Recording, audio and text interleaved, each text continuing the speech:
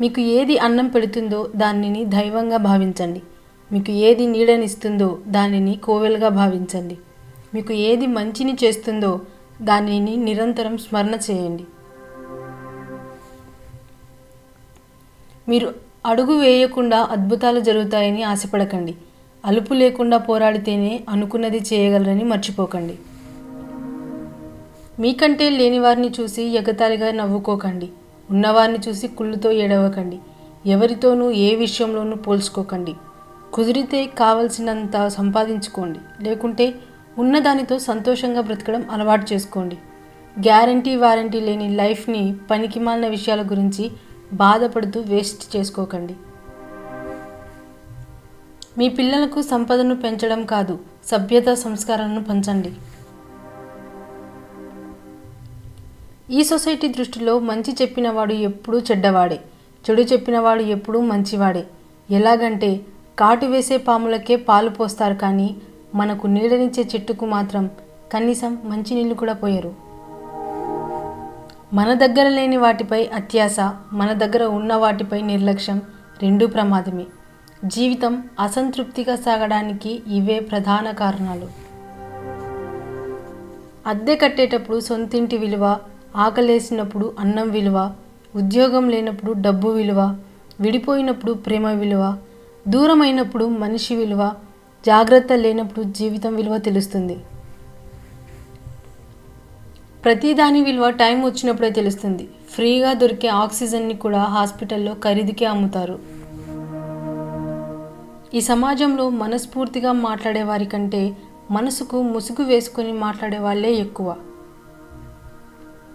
నువ్వు విడిచిపెట్టాల్సిన 5 లక్షణాలు: అందరినీ సంతృప్తిపరచాలి అనుకోవడం, అనవసరంగా ఎక్కువగా ఆలోచించడం, నిన్ను నువ్వే కించపరుచుకోవడం, మార్పుకి భయపడడం, గతంలో జీవించడం. మీకు కోపం 10 రోగాలను తెచ్చిపెడితే మీ చిరునవ్వు 1000 రోగాలను నయం చేస్తుంది. గంధపు చెట్టు తనను నరికే గొడ్డలికి కూడా పరిమళాన్ని ఇస్తుంది. అలాగే మంచి వ్యక్తిత్వం ఉన్నవాడు తనను తాను దూషించే వారికి కూడా మంచే చేస్తాడు. ఒక ఆడది 10 మందిలో పనికి వెళ్ళింది అంటే తాను బలహీనపడింది అని కాదు, తన కుటుంబానికి ఆర్థిక తోడ్పాటును అందించడానికే. కాబట్టి ఆమెను హేళన చేయకుండా ఒక తల్లిగా, చెల్లిగా భావించండి. మీరు చేసే చర్చ మీ విజ్ఞానాన్ని పెంచుతుంది. మీరు చేసే వాదన మీ అజ్ఞానాన్ని సూచిస్తుంది. అప్పటి కాలంలో ఇరుగు పొరుగు వారు కూడా కుటుంబ సభ్యులుగా ఉండేవారు. ఇప్పటి కాలంలో కుటుంబ సభ్యులే ఇరుగు పొరుగు వారిలా మారిపోయారు. చేతిలోని గీతల్ని నమ్మకండి, ఎందుకంటే చేతులు లేని వారికి కూడా గొప్ప భవిష్యత్తు ఉంటుంది. లోపాలు, లోటుపాట్లు అందరికీ ఉంటాయి. వాటిని అధిగమించిన వారే విజయానికి అర్హులవుతారు. 10 మంది మంచి కోసం ఒకసారి తల వంచినా తప్పు లేదు, కానీ ఒకరి మెప్పు కోసం మీ వ్యక్తిత్వాన్ని ఎప్పుడూ తాకట్టు పెట్టకండి. రాపిడి లేనిదే వజ్రం ప్రకాశించదు, అలాగే కష్టాలు లేనిదే మనిషికి పరిపూర్ణత రాదు. మంచివారి దగ్గరకు సంపద నిదానంగా చేరినా శాశ్వతంగా ఉండిపోతుంది. చెడ్డవారి దగ్గరకు సంపద తొందరగా చేరినా వెంటనే వెళ్ళిపోతుంది. ఎవరి బుద్ధి ఆపదలో కూడా పతనం కాదో అటువంటి వాళ్ళే ఆపదల నుండి సునాయాసంగా బయటపడతారు. ఎప్పుడు ఏం జరుగుతుందో అన్నది మన చేతిలో లేదు, కానీ ఎప్పుడు ఎలా ప్రవర్తించాలో అన్న విజ్ఞత మాత్రం మన మస్తిష్కంలో ఉండాలి. నువ్వు కష్టాల్లో ఉన్నప్పుడు అందరూ నిన్ను అవమానిస్తారు, హేళన చేస్తారు. కానీ నువ్వు విజయాన్ని సాధించిన రోజున అందరూ నిన్ను ఎత్తుకొని ఊరేగిస్తారు. ఇదే లోకం తీరు. గెలిస్తే ఎవరికీ సమాధానం చెప్పాల్సిన అవసరం లేదు, కానీ ఓడిపోతే నీ సమాధానం వినడానికి కూడా ఎవరూ సిద్ధంగా ఉండరు. మీ కల యొక్క ఫలితం ఒక మహావృక్షం అయితే ఆ కల నిజం చేయడానికి నీ కష్టాన్ని ఆ వృక్షానికి ఉన్న ఆకుల మధ్యలో నిద్రపోయేలాగా చూడు. తెలిసింది చాలా తక్కువని భావిస్తూ ఎప్పటికప్పుడు కొత్త విషయాలు తెలుసుకోవడానికి ప్రయత్నిస్తూ ఉండడమే జ్ఞాన సముపార్జనకు నిజమైన సూత్రం. వ్యక్తిత్వానికి మించిన అందం లేదు, సాధనకు మించిన అదృష్టం లేదు, ప్రేమకు మించిన తోడు లేదు, ప్రతిభకు మించిన ధనం లేదు. విజయానికి మించిన ఆనందం లేదు, ధైర్యానికి మించిన శక్తి లేదు, త్యాగానికి మించిన గొప్పతనం లేదు. ఎవరు ఎంత అందమైన వేషం వేసినా కాలం వారి వారి నిజస్వరూపాలను, గుణాలను ఎప్పుడో ఒకప్పుడు ఏదో ఒక విధంగా బయటపడేలా చేస్తుంది. ఉన్నది ఉన్నట్టుగా చెప్పే వాళ్ళని వదిలేస్తాం, లేనిది ఉన్నట్టుగా చెప్పే వాళ్ళని నమ్మేస్తాం. నిజానిజాలు తెలుసుకునే లోపలే నిజంగా అభిమానించే వారిని కోల్పోతాం. నీకు మర్యాద దొరకని చోట నువ్వు కాలికి వేసుకునే చెప్పులనైనా వదలకు. అనవసరమైన ఆలోచనలను ప్రారంభంలోనే అణిచివేయకపోతే నువ్వు నీ మనశ్శాంతిని కోల్పోతావు. కొంతమంది నువ్వు చెప్పే మాటలు ఇప్పుడు పట్టించుకోకపోవచ్చు, కానీ ఏదో ఒకరోజు మాత్రం ఖచ్చితంగా గుర్తు చేర్చుకుంటారు. 100 పేజీలున్న పుస్తకంలోనే తప్పులున్నప్పుడు 100 సంవత్సరాల జీవితంలో అనేక తప్పులు ఉంటాయి. చదువుకుంటూ సరిదిద్దుకోవాలి, సరిదిద్దుకుంటూ చదువుకోవాలి. అది పుస్తకమైనా జీవితమైనా. మీ చుట్టూ ఉన్న మనుషులు చాలా వరకు మీతో ఏదో ఒక అవసరం ఉన్నంత వరకే మీకు విలువ ఇస్తారు. లేని వినయాన్ని, ప్రేమని నటిస్తారు. ఒక్కసారి మీతో అవసరం తీరాక వాళ్ళ నిజస్వరూపాలు బయటపడతాయి.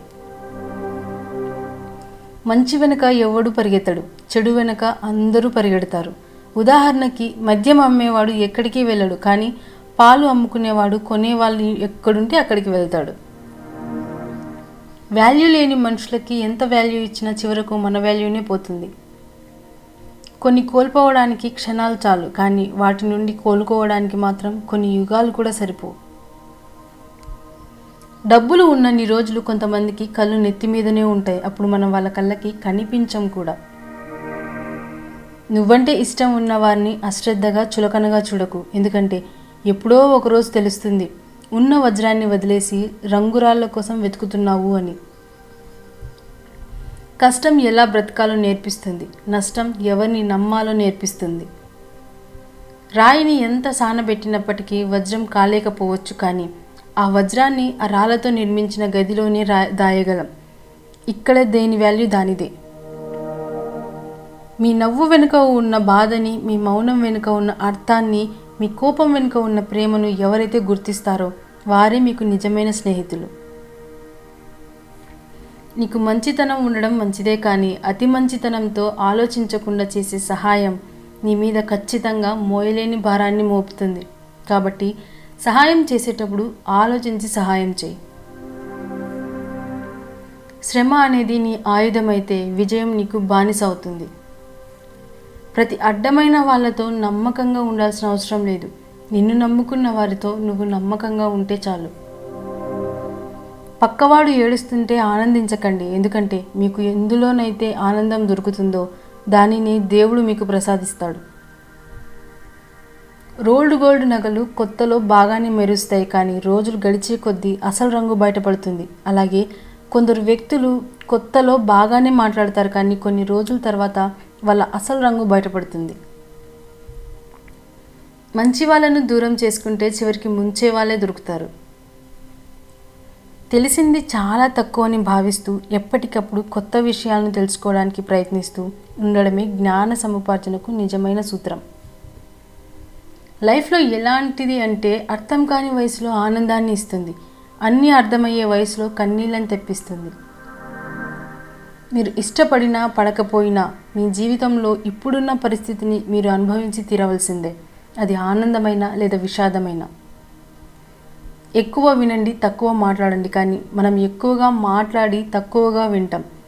ఒక ఆలోచన ఏది చేశాక ఆలోచిస్తాం. ఇవే మన సమస్యలకు కారణాలు. మీ తెలివితేటలతో ఇతరులను మోసం చేయడానికి ఎప్పుడూ ప్రయత్నించకండి, ఎందుకంటే దేవుడు అందరికంటే తెలివైనవాడు. ఖచ్చితంగా మీకు గుణపాఠం చెప్తాడు. అసాధ్యాన్ని సుసాధ్యం చేయాలంటే సహనంతో సావాసం చేయాలి. ఆవేశంతో సావాసం చేస్తే చివరికి అపజయాన్ని తెస్తుంది. నువ్వు ఎప్పుడు ఓడిపోతావా, నువ్వు ఎప్పుడు పడిపోతావా అని నీ శత్రువుల కంటే ఎక్కువగా నీ వాళ్ళు అనుకున్నవారు ఎదురు చూస్తుంటారు. లైఫ్లో అన్ని బాధ్యతలు మోసేవాడు ఆనందంగా ఉండలేడు, అలా కనిపిస్తాడు అంతే. జీవితంలో ప్రతిదీ మనం సాధించలేం, కాబట్టి చేసే వాళ్ళకి చప్పట్లు కొట్టాలి, చేయగలిగిన వాళ్ళని ప్రోత్సహించాలి. నిజాయితీగా ఉండు కానీ నిశ్శబ్దంగా ఉండిపోకు. మౌనంగా ఉండు కానీ మాట పడకు. విలువలేని చోట నోరు విప్పకు. అవసరం ఉన్న చోట నీ కోసం నువ్వు వాదించుకో. నీ కోసం ఎప్పుడు ఎవరూ రారు. నిజాయితీగా ఉండేవాడు ఎప్పుడు మొండిగానే ఉంటాడు, ఎందుకంటే వాడికి నటించడం రాదు కాబట్టి. నువ్వు ఎంత కష్టపడుతున్నావు అంటే దానికంటే నువ్వు ఎలా ప్రయత్నిస్తున్నావు అనేది చాలా ముఖ్యం. మనిషి అందంగా ఉంటే సరిపోదు, మనసు కూడా అందంగా ఉండాలి. చదువు గొప్పగా ఉంటే సరిపోదు, చక్కటి సంస్కారం కూడా ఉండాలి. సంతోషంగా ఉండడానికి 99 కారణాలు ఉండి బాధపడడానికి ఒక్క కారణం ఉన్నా మనసు ఎందుకో ఆ ఒక్క కారణాన్నే కోరుకుంటుంది. నీకు గల శక్తిని బట్టి నిన్ను నువ్వు అంచనా వేసుకుంటావు. నువ్వు చేసే పనులను బట్టి ఇతరులు నిన్ను అంచనా వేస్తారు. కోపంతో ఫ్రెండ్షిప్ చేసేవాడికి కొత్త శత్రువులు అవసరం లేదు. జ్ఞానం కలిగిన వాడికి సంపదలతో పని లేదు. దయ కలిగిన వాడికి ఏ ఆయుధంతో పని లేదు. రావణ రాజ్యంలో ఉండి కూడా విభీషణుడు చెడిపోలేదు. రామరాజ్యంలో ఉండి కూడా కైకేయి బాగుపడలేదు. అందుకే మనం ఎక్కడున్నామనేది ముఖ్యం కాదు, మన స్వభావాన్ని ఎలా ఉంచుకున్నామన్నదే ముఖ్యం. కోపంలో వచ్చిన మాటను పట్టుకుంటే మనసు విరిగిపోతుంది. అదే ఆ కోపం వెనుక ఉన్న బాధను తెలుసుకుంటే ఆ బంధం నిలబడుతుంది.